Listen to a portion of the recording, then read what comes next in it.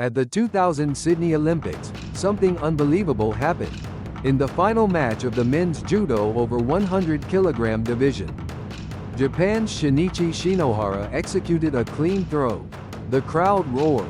The commentators called it ippon. And yet lost, because of a judging error.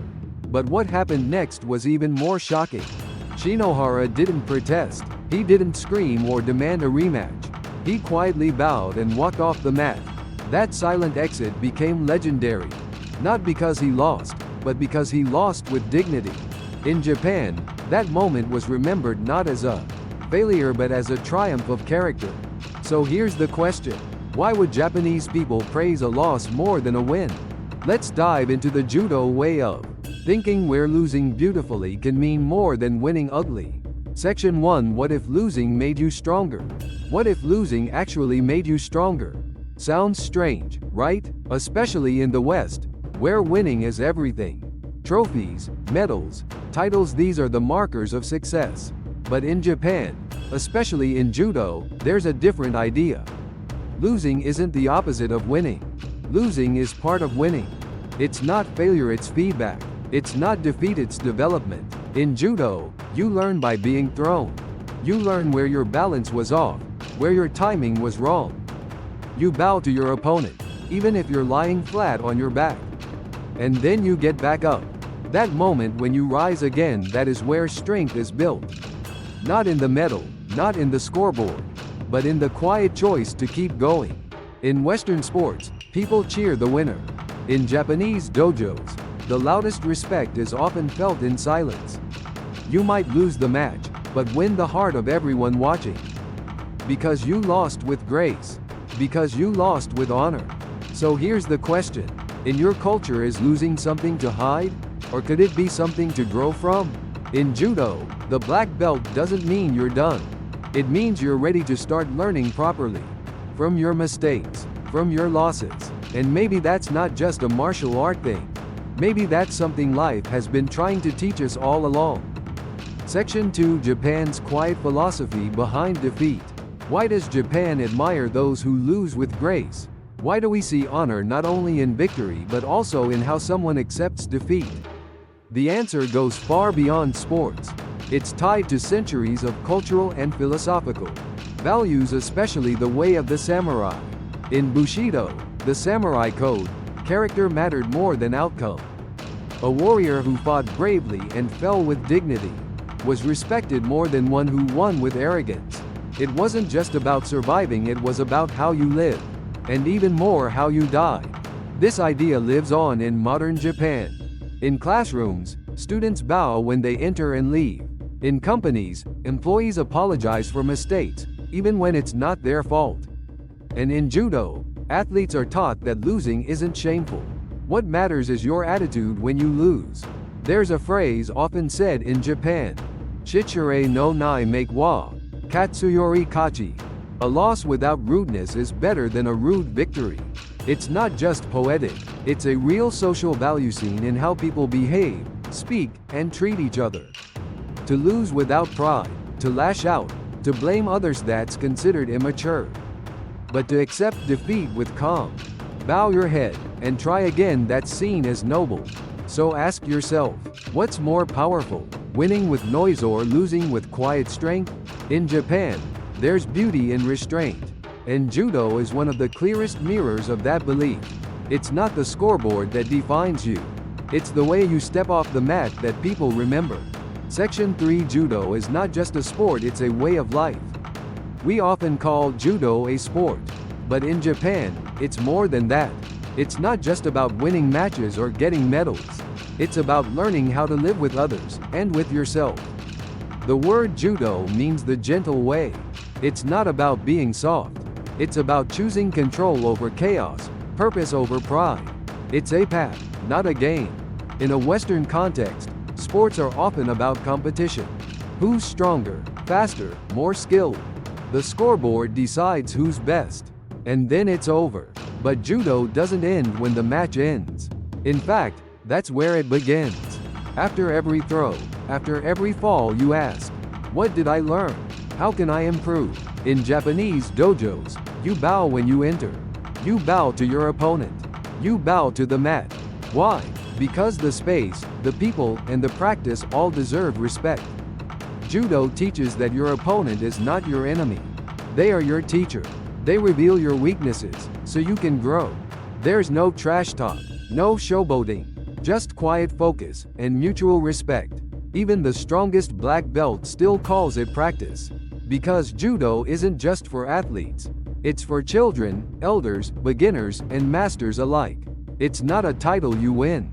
It's a path you walk, every day.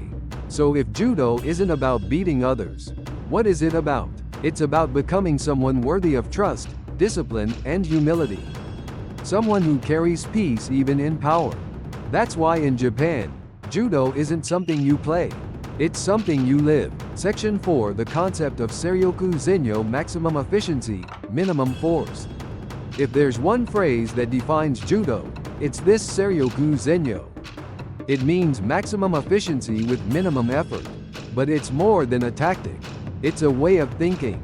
In Judo, you don't overpower your opponent. You redirect their energy. You use timing, balance, and strategy. Power alone means nothing without control. Imagine pushing against a wall. You can waste all your strength and go nowhere. But if you find the hinge, the weak point, a small push can move the whole structure. That's Seryoku Zenyo. It's about using your energy wisely. Not just in the body but in the mind, in your decisions, in your life. In daily life, we often try too hard. We force things, rush outcomes, and exhaust ourselves. But Judo teaches something else. Don't fight the flow, follow it and guide it. It's not about being lazy. It's about being smart. A gentle hand can break a fall. A calm heart can stop a fight. In Japanese culture, this idea appears everywhere. From tea ceremony to calligraphy, from martial arts to business. It's the art of effort without excess. The power of grace under pressure. And in a match, the most impressive throws aren't always the loudest. They're the ones that look effortless, as if the opponent fell on their own. That's the beauty of Judo. Winning without aggression, moving without waste, achieving by letting go. What if life worked the same way? Section 5. When victory is shameful, the ugly win in Japanese eyes. Can a victory be shameful? In Japan, the answer is yes. Because in Judo and in Japanese value show, you win matters just as much as the win itself.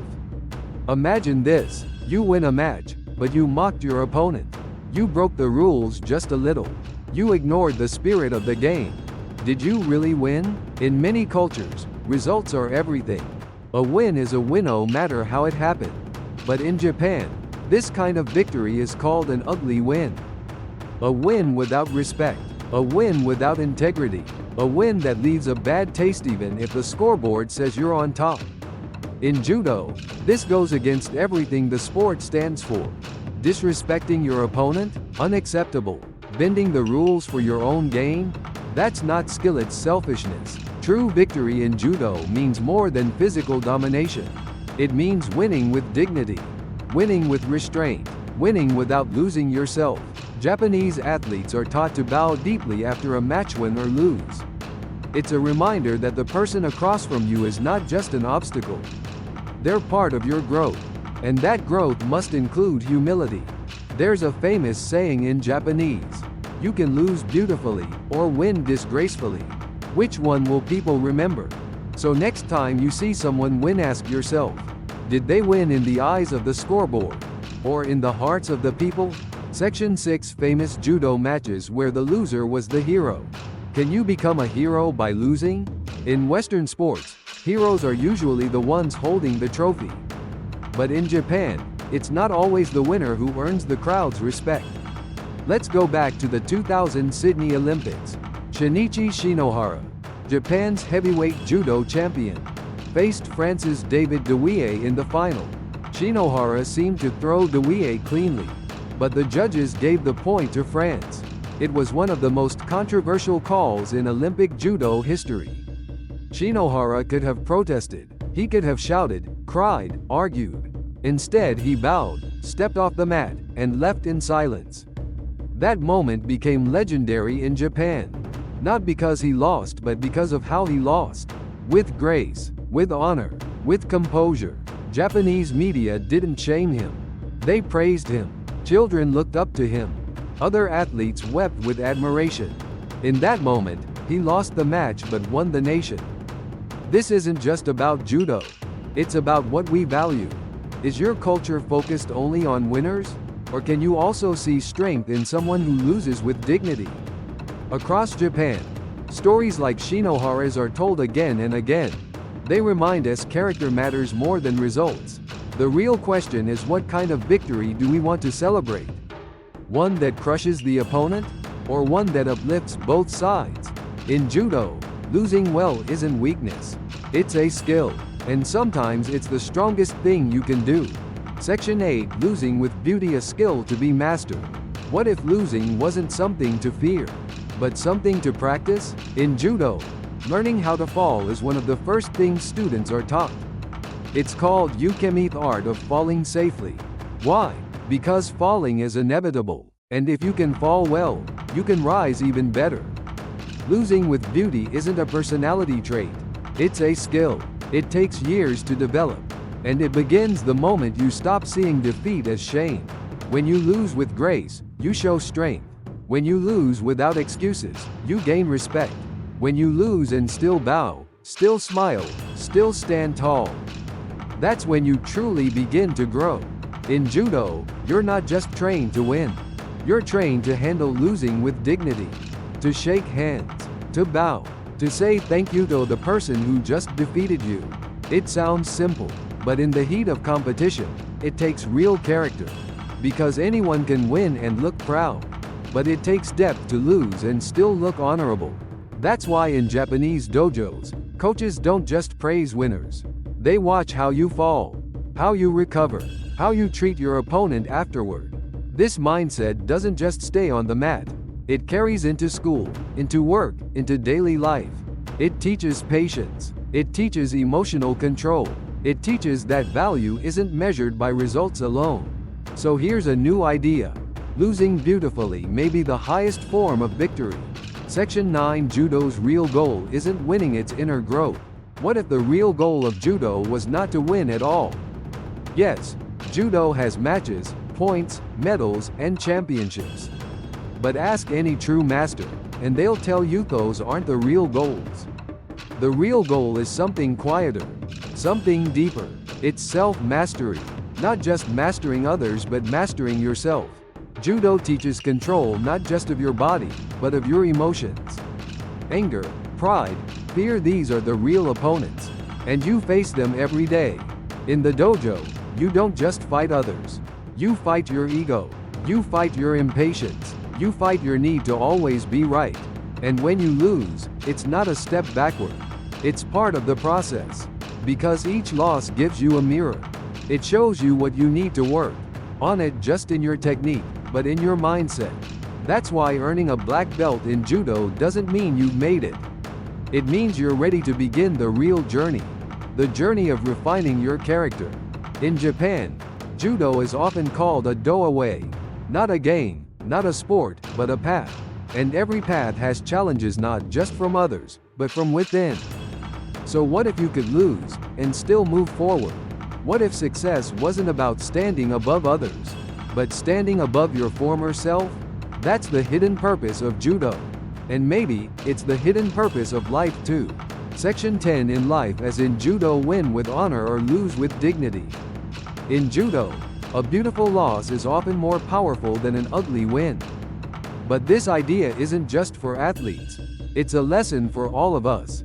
In life, we all face challenges. We fight for careers, relationships, goals, dreams. Sometimes we win. Sometimes we don't. But what defines us is not the outcome. It's how we carry ourselves through it. When you lose a job, do you blame others or learn something new? When a relationship ends, do you grow bitter or grow wiser? When things don't go your way, do you collapse or keep your dignity? That's the judo way. It's not about winning every fight. It's about walking through every fight with honor. Because in the end, people remember not just what you achieved, but how you achieved it. This is why Judo continues to inspire people across the world.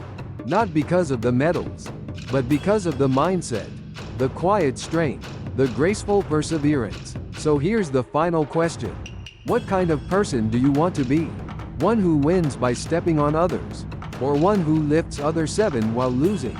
In Judo, and in life, the real victory is this: to never lose your soul no matter what the scoreboard says. Win with honor, or lose with dignity. That's the kind of strength the world truly needs. Cultural habits like this may seem small, but they reflect big ideas. How does your culture compare? Let's share and learn from each other. Leave a comment if you'd like. And please like and subscribe for more videos like this. Thanks for watching.